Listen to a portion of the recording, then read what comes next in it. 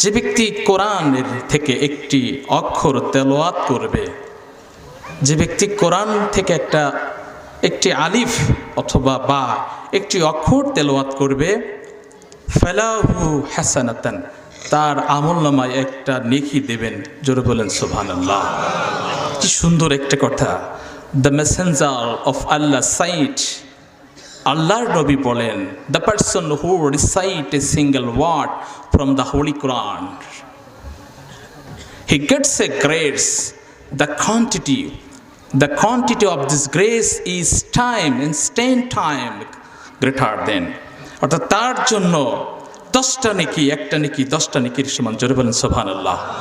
তাহলে এত বরকতপূর্ণ একটা কোরআনের মাহফিল, এখান থেকে শোনার প্রয়োজন আছে না? আবার আল্লাহ রাব্বুল আলামিন এই কোরআনের ব্যাপারে তিনি স্পষ্ট করে বলছেন যে ইন্নামাল মুমিনুনা আল্লাযিনা ইযা যুকিরাল্লাহু ওয়াজিলাত কুলুবুহুম ওয়া ইযা তুলিয়াত আলাইহিম আয়াতুহু যাদাতুহুম ঈমানাও ওয়া আলা রাব্বিহিম ইয়াতাওয়াক্কালুন। বলছেন যারা মুমিন, যখন তাদের সামনে কোরআন তেলাওয়াত হয়, তখন তাদের কোরআনের আলোচনা তেলাওয়াত শুনে তাদের ঈমানটা মজবুত হয়ে যায়। জোরে বলেন সুবহানাল্লাহ। তাহলে এই কোরআন শোনার দরকার আছে না? এবং তাদের যারা কোরআনের কাছ থেকে কোরআন তেলাওয়াত শুনে, তাদের ঈমানের শক্তি কি হয়ে যায়? বেড়ে যায়। আরো আস্থা, বিশ্বাস সব কিছু আল্লাহ সুবহানাহু ওয়া তাআলা বেশি বেশি করে বাড়িয়ে দেন। জোরে বলেন সুবহানাল্লাহ। আল্লাহ রাব্বুল আলামিন বলেন, লাউ আনসালনা হাযাল কুরআন লা জাবালিন লারাআইতাহু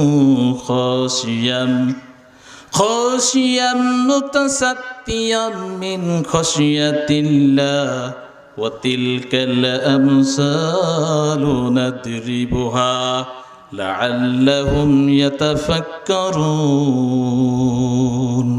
আল্লাহ সুবহানাহু ওয়া তাআলা বলেন, এই কোরআন, যেই কোরআন আমি তোমাদের সামনে দিছি, এই কোরআনটা যদি আমি পাহাড়ের পরে নাজিল করতাম, তাহলে পাহাড়টা বিনত হয়ে, নত হয়ে, চৌচির হয়ে ফেটে যেত। এই কোরআনের ওজন, ভারসাম্য, ব্যালেন্সটা তারা ধরে রাখতে পারত না। এই জন্য আমি আর রব্বুল আলামিন এই কোরআনকে মানুষের সামনে এই জন্য উদাহরণ হিসেবে উপস্থাপন করলাম, যাতে দুনিয়ার মানুষগুলো কোরআনকে নিয়ে চিন্তা ভাবনা করতে পারে।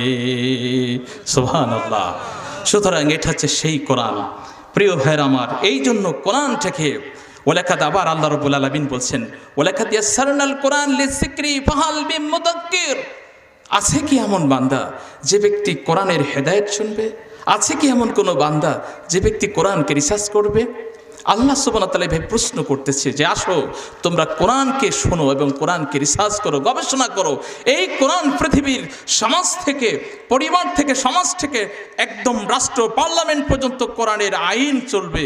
সেই কোরআন এই সমাজে একটি রেভলিউশন তৈরি করতে চাই। যারা এর সাথে সংশ্লিষ্ট আছে, আপনারা কি রাজি আছেন? আল্লাহ রাব্বুল আলামিন আমাদেরকে এই কোরআনের প্রতি কবুল করে নিক। সকলে বলে আল্লাহুম্মা আমিন। প্রিয় ভাইরা আমার, ভূমিকা হিসেবে কিছু কথা বলে গেলাম।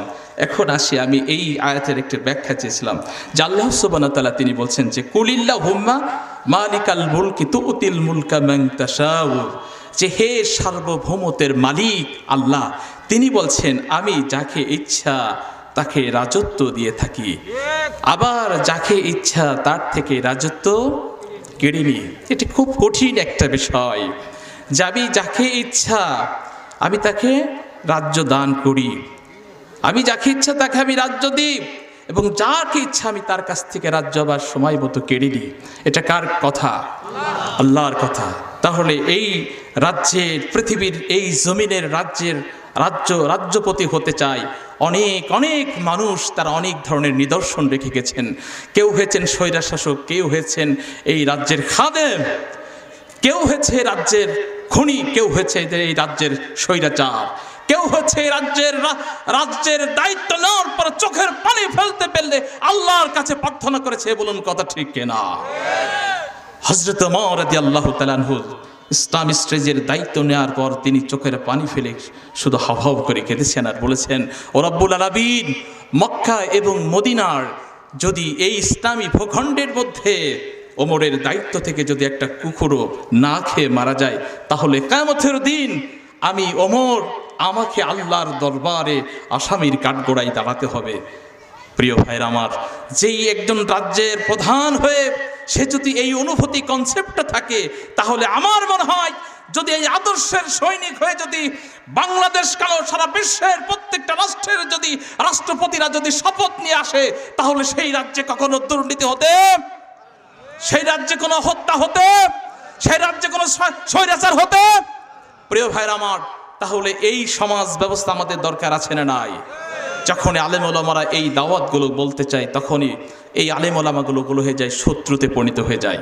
কথা ঠিক কিনা? বলে হুজুররা শুধুমাত্র কোরআন পড়বে, এই হচ্ছে দোয়া খায়রাত করবে, তারা মসজিদে ইমামতি করবে, তারা হচ্ছে আপনার এই বিয়ে তালাক ফতোয়া নিয়ে ব্যস্ত হবে। এইগুলো রাজ্য কথা বলে কেন? এটা হচ্ছে একদম নবী করিম সাল্লাল্লাহু আলাইহি ওয়াসাল্লাম যেদিন ওনার আল্লাহ সুবহানাহু ওয়া তাআলা নবুয়তের পেয়েছেন, নবুয়তের পর যেদিন মক্কাতে দাওয়াত দিয়েছেন, ঠিক আবু জেহেল, উতবা, সাইবার মতো লোক, আবু সুফিয়ানের মতো লোক, তারা আমার নবীজিকে বিরোধিতা করেছে। কথা ঠিক কিনা? প্রিয় ভাইরা আমার, এটাই ছিল তাদের বিরোধিতা। আজকের সেই বিরোধিতা অদ্যাবধি পর্যন্ত চলবে এবং চলতেই থাকবে। প্রিয় ভাইরা আমার, তাহলে আল্লাহ রাব্বুল আলামিন বলছেন, যারা যাকে ইচ্ছা তাকে রাজত্ব দেন, আবার যাকে ইচ্ছা তার কাছ থেকে রাজত্ব কেড়ে নেন, আবার যাকে ইচ্ছা তাকে সম্মান করেন, যাকে ইচ্ছা তাকে আবার অপমানিত করেন। আমরা দেখলাম গত 5ই আগস্ট বাংলাদেশের একজন সাবেক প্রধানমন্ত্রী যিনি ছিলেন, তিনার ভীষণ মিশন ছিল 2041, প্রায় 2041 41 সাল পর্যন্ত যার ভীষণ ছিল তিনি ক্ষমতায় থাকবেন, অগ্রিম